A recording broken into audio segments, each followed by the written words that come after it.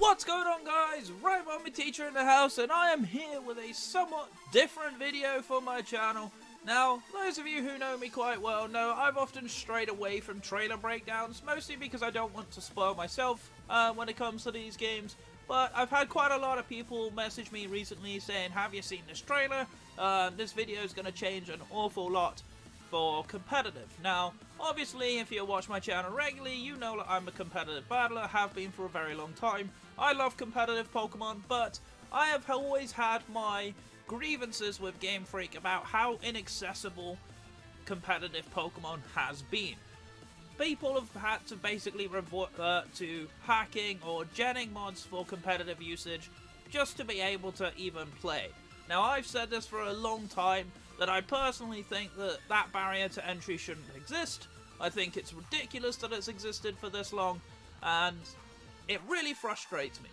That's why I think Game Freak for the longest time have allowed Showdown to exist, because Showdown has always been like the platform for people to learn the competitive metagame. Because that way you can artificially create your Pokemon, and you can battle with them via a simple battle simulator. Now, I haven't actually watched this trailer yet, so I don't know the full contents of it. A couple of people have mentioned some things to me that are super cool, so I'm definitely looking forward to seeing it. But yeah, for those of you who are wondering, this video is on the official Pokemon YouTube channel, so it's not a spoiler, it's not a leak, or anything like that. This is something that Game Freak have published themselves, so I'm definitely excited to look at this. I'm definitely excited to see what we have. So, let's go rock into this. Got ourselves a little Poltergeist here, that's cool. There's Galarian Ponyta, Cramorant, Sudowoodo there. Improved techniques for training. Okay, so I'm really looking forward to this.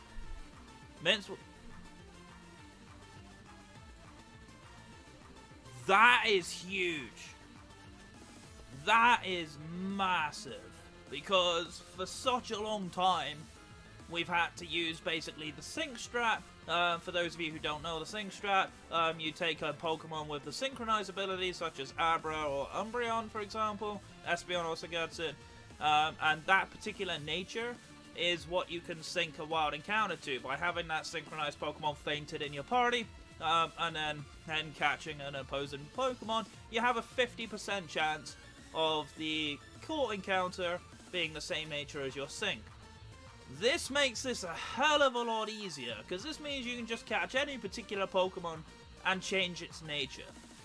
Now that is incredible. For such a long time it's been really inefficient. You've had to catch a lot of Pokemon sometimes. 50% might seem like a lot, but this is Game Freak. 50% really doesn't feel that great. But yeah, this changes a hell of a lot. To be able to correct something's nature is amazing. Really happy to see that. That is incredibly cool. So here they're using Modest on a Pikachu. Probably not the best Pokemon to use it on, but that's fine. Doesn't really matter. But you can see here, this thing had a pretty awful nature at first. It had a naive nature, and then they changed it to Modest. That's cool. Wait. What did that just say? Hold on a sec. That's even more of a buff. Oh my god. Game Freak are going ham here. Alright, so for what you guys don't know here, these supplements here, they normally give, and by the look of it, they still give 10 EVs per stat.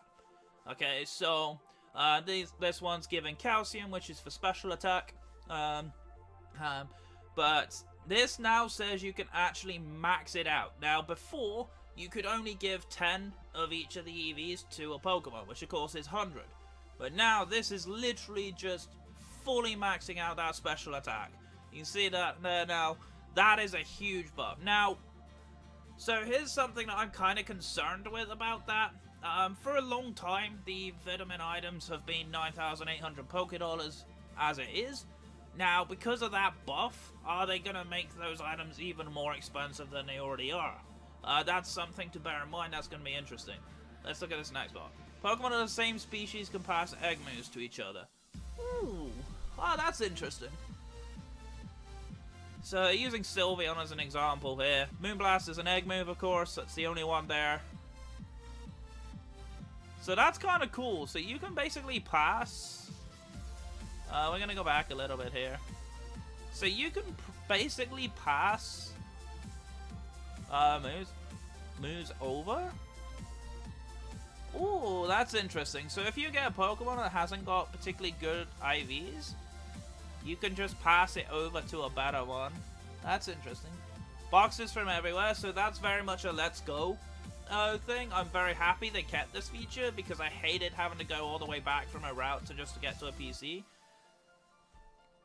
Ooh, okay, so now this I don't think necessarily matters that much for competitive because EXP is only really necessary for playthroughs. But that's really interesting that you can actually level up with candy still. Obviously that's what we had in Let's Go. So they kept kind of reminiscent features from Let's Go. That's interesting.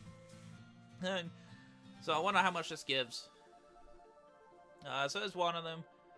Gain EXP points, 30k EXP from XL. So I wonder how accessible that is. And then that's pretty much the end of the trailer. So we got an awful lot of things there. The nature change is fantastic. For a long time we've had a lot of issues with nature hunting and stuff like that. That's cool. EV training is much more efficient. I was wondering if the curry feature that they revealed earlier on would be like the EV training feature, but it seems that that's now for something different. I wonder if that's like happiness or anything like that now. That's going to be interesting to see.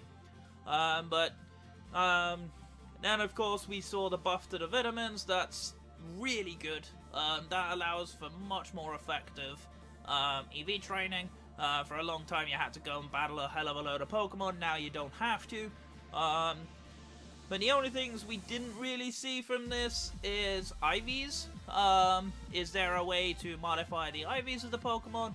We didn't actually see a way to be able to check the IVs either. That's something that I'm interested in seeing. Obviously we had that kind of feature in Let's Go, so I'm wondering if they're going to bring that back. I'm surprised they didn't reveal that if they were, so that's a little bit concerning. The thing that kind of puts a little bit of a dampener on this for me is the potential that these are not that easy to farm. So I'm interested to see how accessible these are. Can you buy them in a shop? Are they going to be like post-game things that you can buy? If they're post-game things, that would kind of suck. But then pretty much if you're playing in the post-game, having beaten the champion, it's highly likely to assume that you're probably a competitive player. Or you're just someone who is hunting for competitive Pokemon. So it's an interesting situation, but these are amazing buffs and huge changes and a much better shift from Game Freak. For such a long time, I've been frustrated as a competitive battler about how difficult it is to attain competitive Pokemon. So I'm really interested to see where Game Freak goes with this. Are Game Freak able to make further adjustments to this? I wonder if things like bottle caps will make a return.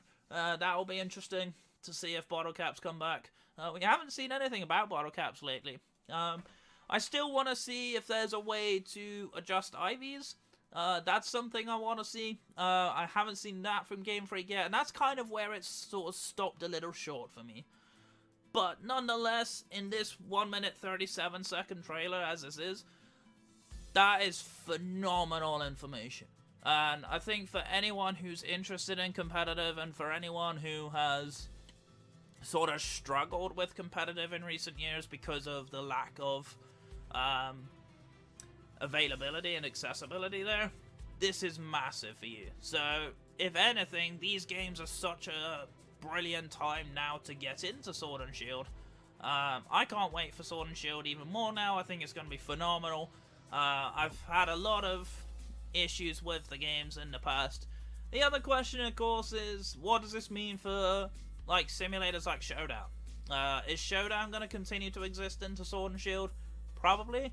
I hope so, because I think even Game Freak acknowledged that Showdown's been a great way for people to learn about competitive, and it's a cool way to introduce like new formats and new tiers to try out in the game. So I'll be interested to see how that goes on moving forward. Of course, at the time of recording this, we're 9 days away from Sword and Shield's release. I'm looking forward to it. I hope you guys are as well. I can't wait to play it. It's going to be a lot of fun. But yeah, I'm really excited. This has got me even more excited. So I can't wait. But anyhow, yeah, that's going to be it from me.